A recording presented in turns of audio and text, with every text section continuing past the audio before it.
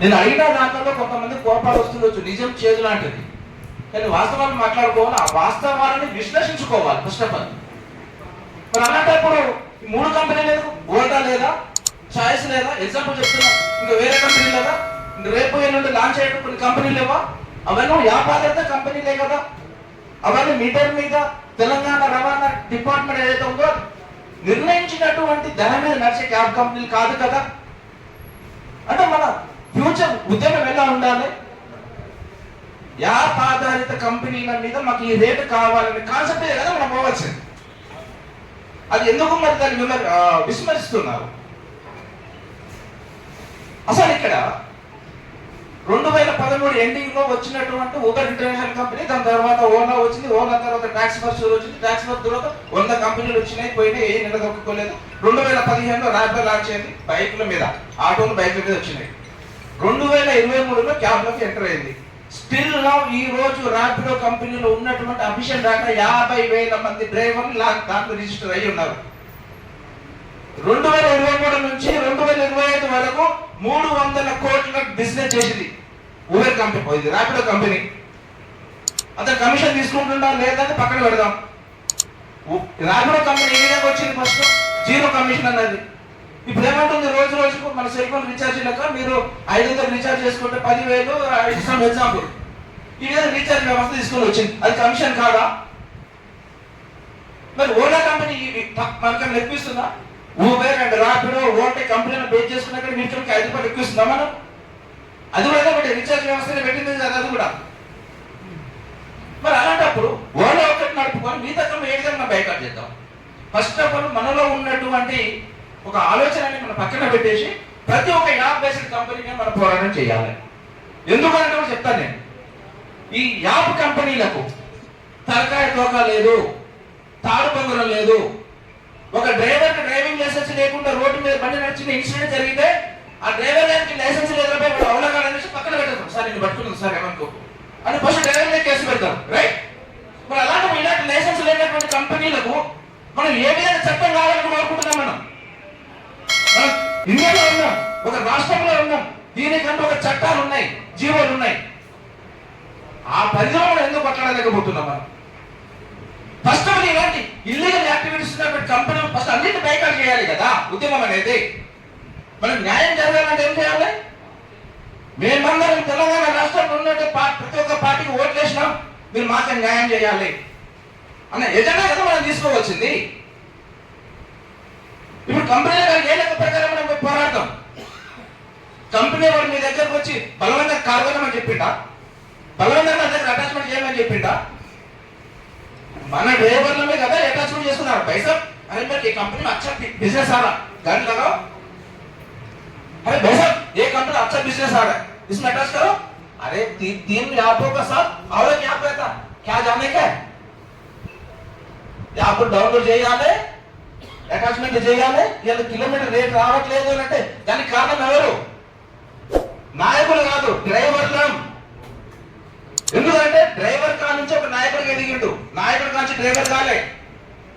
1999 నా లైసెన్స్, నాకు సీనియర్ ఉన్నారు ఇక్కడ, రామకృష్ణ అవుతుంది, రమణ్ అవుతుంది ఎగ్జాంపుల్. అప్పటి నుంచి ఇప్పటివరకు నేను డ్రైవర్ గా పనిచేస్తున్నాను. అందరికంటే సీనియర్ నువ్వు. రవాణా మన రవాణా దాంట్లో కురు వృద్ధులు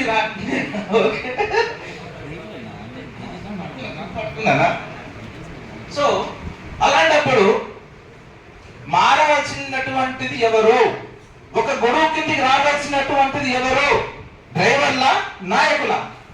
నాయకులు కనుక ఒక గొడవ కిందికి రాకపోతే సల్లావతికి సీనియర్ మోస్ట్ నాయకుడు రమణ్ భాయ్, నగేష్ అన్న, రవణ, మన రామకృష్ణ అన్న, రాజారావు, నేను, కృష్ణ, వీళ్ళందరూ కూడా సీనియర్లే కదా. ఫస్ట్ మీటింగ్ రాకపోయినా కూడా ఈరోజు ఎందుకు వచ్చింది ఇక్కడ?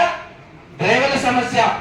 ఇలాంటి విషయాలలో, ఇలాంటి సందర్భాలలో సమస్య ఏ విధంగా పోతున్నది, సమస్య పరిష్కారం ఏ విధంగా చేయగలుగుతున్నాము, దీంట్లో ఒకరి అభిప్రాయాలు ఒకరు తెలియజేసుకొని విని బెస్ట్ ఆప్షన్ ఏంటిది అనేసి ముందే పోవడానికి నాయకులు ఒకటేది.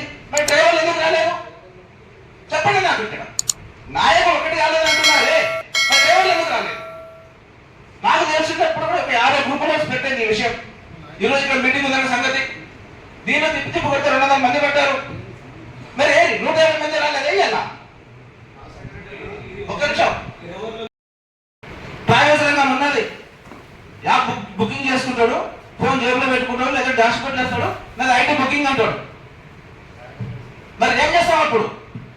మన ఐటీ కంపెనీ బంద్ చేయట్లేదు కదా, ప్రైవేట్ కంపెనీ బంద్ చేయట్లేదు కదా. మరి అలాంటప్పుడు ఓలా ఉంటే రాకుండా యాప్ బేస్డ్ కంపెనీలను ఏ విధంగా మనం బంద్లో పార్టిసిపేట్ చేయగలుగుతాం? బంద్ అన్నప్పుడు యాప్ కంపెనీలు ఒకటే కాదు, హైదరాబాద్ లో తిరుగుతున్నట్టు ఎల్లో ప్లేట్ ఉన్నట్టు ప్రతి ఒక్క క్యాబ్ కూడా బంద్ అంటేనే దానికి ఒక రూపం వస్తుంది, లేకపోతే రాదు. భయం ఉండాలి. ఆ బంధువులు చెప్పండి, అవసరం షోరూమ్ బండి కొని తగల పెట్టడానికి సిద్ధాంతం ఎంతమంది ఉంటారో చెప్పండి. ముందుకు ఎవరు వస్తారు చెప్పండి. ఒక ఉద్యమం నగలాలంటే ఒకరు నష్టపోవాల్సిందే. 10 మంది బాగుపడుతున్నారంటే ఒకరు నష్టపోయినా బాధ లేదు. ఆ నష్టంలో నేను ముందుంటా. ఎంతమంది సాక్రిఫైస్ చేయగలుగుతారు చెప్పండి. ఒక కార్ అడ్డలు పడబడుతున్నాయి, 10 మంది డ్రైవర్లు భయపడతారు. ఒక కారు డ్రైవర్లు పడదంటే 1000 మంది డ్రైవర్లు భయపడతారు. ఈ ఉద్యమం ఎటో పోతున్నది అన్న కాన్సెప్ట్ లో ప్రభుత్వాలు ఆలోచన చేస్తాయి, కంపెనీలు ఆలోచన చేస్తాయి. దీని మీద ఏదో ఒక నిర్ణయం తీసుకోవాలన్నటువంటి కాన్సెప్ట్ ప్రతి ఒక్క రాజకీయ నాయకుడు ఆలోచన చేస్తాడు. ఎప్పటి వరకైతే అలాంటి ఉద్యమం కానీ అలాంటి యూనిటీ కానీ మన దగ్గర రాదు, అప్పటి వరకు ఇలాంటి మీటింగ్లు 100 జరిగినా కూడా మంత్రుల దగ్గర పోయి 1-2 మాత్రమే, కంపెనీల దగ్గర పోయి 3-4 మాత్రమే, సమస్య అక్కడే ఉంటది. తెలంగాణ ఉద్యమం ఏ విధంగా జరిగింది? కేసీఆర్ ఒకరు మొదలు పెట్టిండు, తర్వాత ఏ విధంగా స్ప్రెడ్ అయింది? ఆర్టీసీ వాళ్ళు 45 రోజులు బంద్ చేసినారు, స్కూల్ కాలేజీలు బంద్ చేసినారు. ఏమన్నా కడుపులు లేవా? స్కూల్ పిల్లలు ఫీజులు లేవా? 2-3 రోజుల గురించి మన డ్రైవర్ మిత్రులు ఎందుకు ఆలోచన చేస్తున్నారు?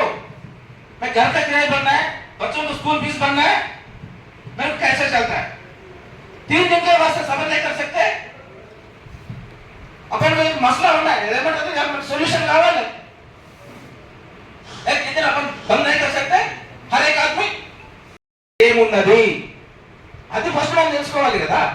దాని మీద ప్యాడ్ చేస్తే కదా మనకి రేట్ కార్డు డిక్లేర్ చేసేది. అయ్యా మాకు తెలంగాణ ప్రభుత్వం 100 రూపాయలు 50 రూపాయలు ఫిక్స్ చేసిన కిలోమీటర్కి మా కంపెనీలు ఇవ్వట్లేదు. అప్పుడు ప్రభుత్వాలు ఆలోచన చేస్తాయి కదా, అప్పుడు ఒక రేట్ ఫిక్స్ చేసే అవకాశం ఉంటుంది.